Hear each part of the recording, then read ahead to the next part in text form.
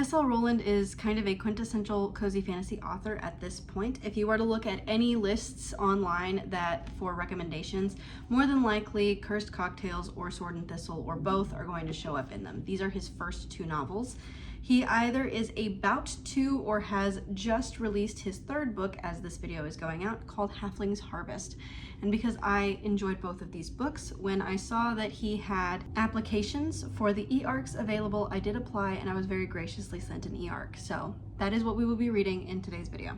The book is called Halflings Harvest. It is about a halfling named Marigold who was given a vineyard and inn called the Dewdrop Inn from her parents. And in this book, she is on her way to the, not like actively like leaving, but she is in life on her way to the Harvest Festival, which is a traditional festival for this town that she lives in. And you get to see all of the things happening that build up to this Harvest Festival. She finds new friends, she finds something more than friends, and it's just supposed to be a very cute, very sweet book about a harvest, a vineyard, and a very cute little halfling. I gave myself about 2.5 days to read it. It did take me that entire 2.5 days. So it is this video will be a little bit chatty. I do apologize. I may or may not have forgotten to take a lot of B-roll, but it's fine. It's fine. I finished the book in that time frame and I'm quite proud of myself. So without further ado, let's get on with the video. I just got back from work. I'm very tired. It's not even that late. It is like 6. So I'm going to take a bath. I'm going to make it as relaxing as possible, and I'm going to start Halflings Harvest. And we'll see how far I get, but I'm going to start it and just try to relax for a couple of hours. Okay, let's go. I still have this. I've had this for over a year. It works very nicely if you have really sore joints, and my knees really hurt, so I'm going to use this.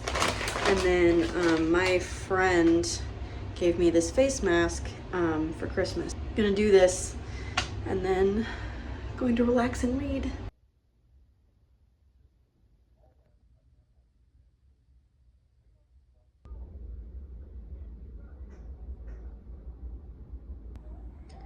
Okay, so I don't know if you can see that, but I'm on chapter 8. There are 28 chapters in this book. It is 4:30 p.m. I'm really enjoying it. I like the main character a lot. I think she's cute. I like the vineyard. My favorite like side characters are Locke and Elara, who are an elf and a dwarf. And they're a couple, and it's like one of my favorite types of fantasy couples, especially because in traditional fantasy, dwarves and elves don't get along, so I think it's really cute. Marigold is a halfling, obviously it's called Halflings Harvest, who runs a vineyard, and this is just kind of about a festival that's going to happen soon, and everything leading up to the festival is where I'm at right now. She meets a gnome named Poppy, and she kind of gets like an insta crush on her, and it's just very cute. And Poppy is a historian as well, so the reason that she is there is to study the festival and see what's going on. So it's very cute. I'm really enjoying it.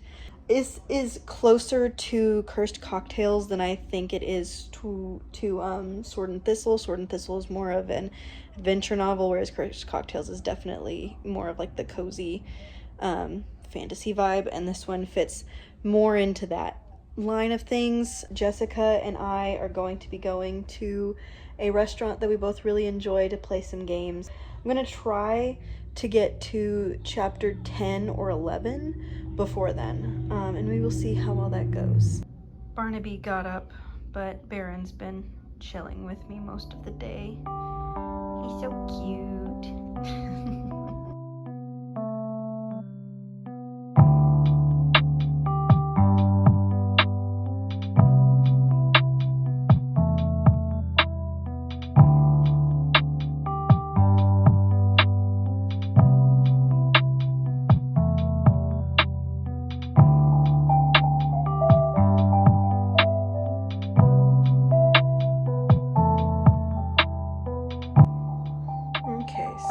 Just after we got back around 10. The first place that we went to actually ended up, I forgot that it closes early on Sundays. I thought Sunday was one of the days that it was open till midnight. It was not. So we got there and the kitchen was already closed. So we were just like, we'll just go somewhere else. Went to another game bar, played a really fun game. We had a really good burgers and fries. And then we went to a coffee shop nearby, and I read a little bit more of this. I'm literally right at 50% and it's 1:30, so I'm going to try to get to at least 60% before I go to bed. So I'm going to continue reading and talk to you in the morning about like the book itself and how that's going.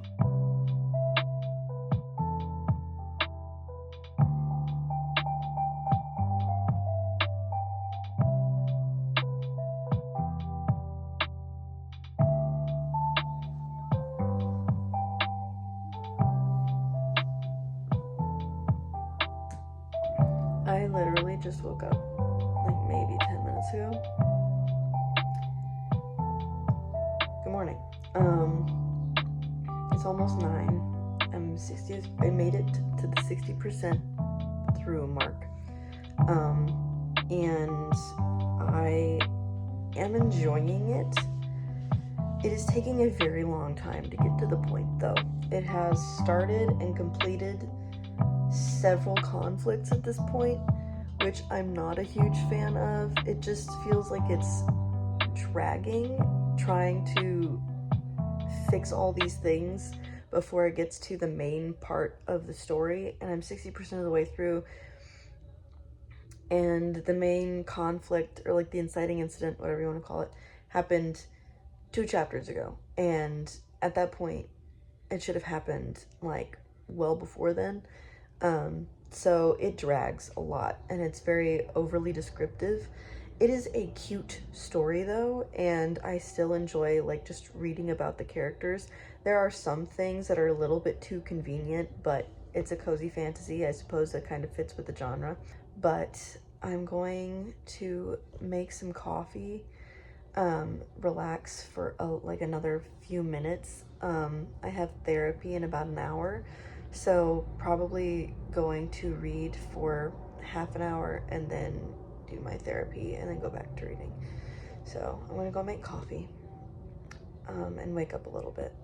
You're far away, so I'm using my mic. So last night I did in fact get to 60% of the book before I went to bed.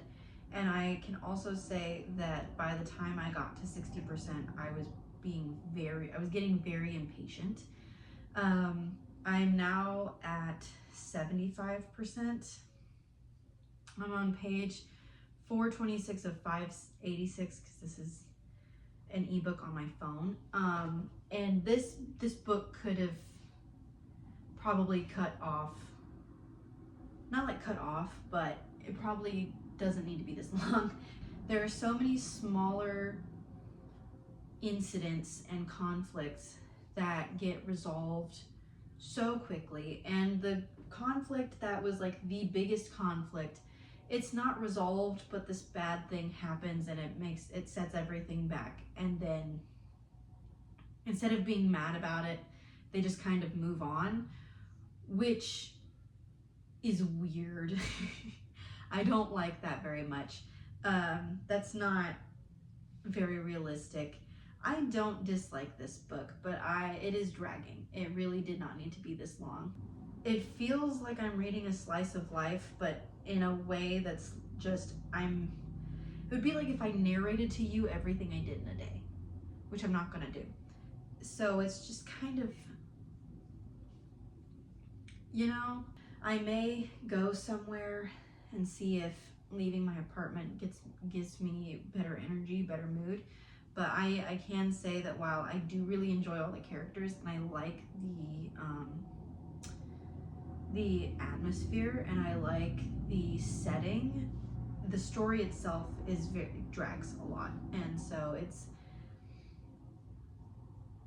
it's almost what I want it to be, but not quite.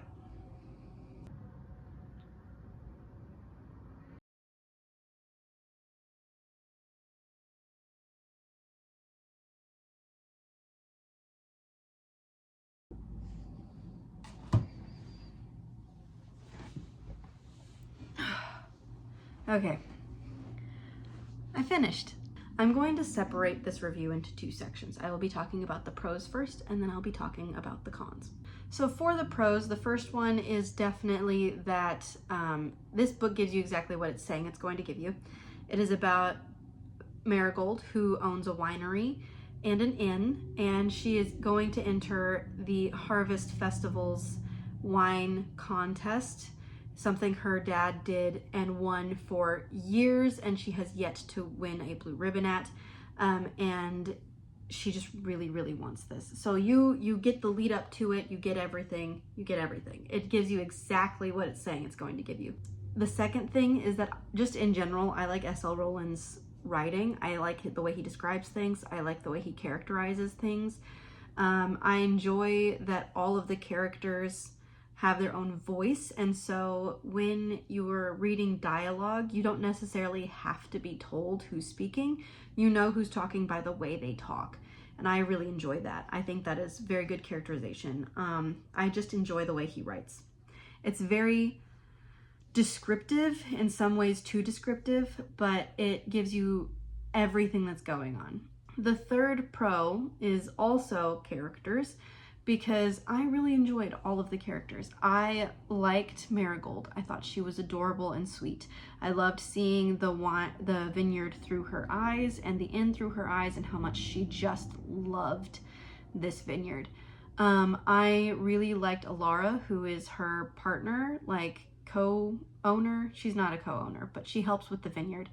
And I loved Locke, who is like her best friend and also the chef, the like gruff, grumpy, dwarven friend, and I think that's very cute. Alara and Locke being in a relationship I thought was adorable. I even like Poppy, who is like this gnome historian who's there to do interviews and to write about the festival. It was very, very cute. Unfortunately, that is all for the pros. Now on to the cons. This book is the lowest stakes book I've ever read. And for some people, I've definitely been seeing it online a lot. That is exactly what they're looking for when they're saying that they want a low stakes fantasy. They want the worst that could happen is they say no. And that is what this book is. Her goal is to win the wine contest. And the worst thing that could happen in this book is that she loses the wine contest. And they make that very obvious from the very beginning. That is the worst thing that could happen. And that's okay, but I expect other things to happen in between and for them to carry on throughout the story into what that major conflict is, and then it be resolved. Unfortunately, this story was constant bringing up a conflict and then fixing it immediately, and then bringing up another conflict and then fixing that immediately. Even the event that I thought would be like, oh, this is the catastrophic thing that happens, was resolved within a couple of pages after it happened, which I am not a fan of. I'm sure if that's what you're looking for, where like everything is just, it's smooth sailing for the most part, and you just want something almost low stakes and cozy and comfortable, this is perfect. But for me, I want something that is low stakes but still has a punch to it. I will also say I did not believe that the romance between Marigold and the love interest, Poppy, I feel like that's not really spoiling anything. She's a crush on her immediately. Was not super convincing, but I'm also not a romance reader. I don't like romance. I don't read it. I don't find most romance convincing anyway. This one was definitely crush at first sight. The moment she saw Poppy, she had Marigold had a crush on her, which is really cute. But it just was not super believable for me. It wasn't a bad thing. Like, it wasn't bad. It was just kind of, and suddenly they liked each other kind of thing. I got really bored around the 50% mark. All of the things that had drawn me into the story at the beginning were resolved by then. And so I just kind of didn't understand what was going on. I didn't dislike this book, but I did end up skimming a lot. After like the 60% is when I really just started skimming, because it got to be frustrating how slow everything was moving. It's not a very long book, but it still didn't need to be this long.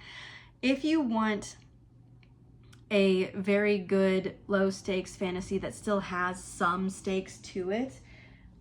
For SL Rowland, I would read his first one. This one is my favorite so far that I've read of his. I really enjoyed Cursed Cocktails, and if you want a low stakes adventure story, his second book. I really do not hate Halfling Harvest. I probably will still buy the physical copy because I did enjoy it for the most part, but it is the weakest of the three so far. So I'm going to give it 3 stars because it gives you exactly what it says it's going to and nothing else. There's no reason to give it 2 stars. It doesn't do anything wrong. It's not taking anything from you. It's not saying that this is going to be this fun adventure and then it's not. It tells you exactly what's going to happen in the description, and that is exactly what happens. But it doesn't do anything great either, so there's no reason to give it above a 3. This was a very average book. I'm hoping that his next book is more along these lines because I really do enjoy both of these. That being said, that's really all I've got. It's not a bad story by any means. It's just extremely slow and too long. It needed something else, or it needed one of the conflicts from the beginning of the story to last to the end, and none of that did.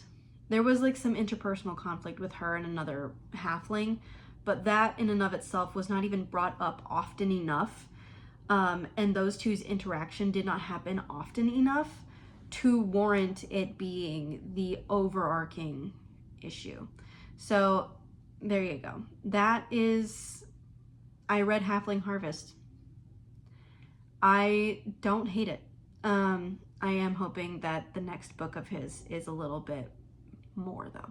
So that's all I have for today. I just talked for a very long time, so I'm gonna go, and I will see you all in my next video. Have a good evening, afternoon, or morning, depending on when you're watching this, and until next time.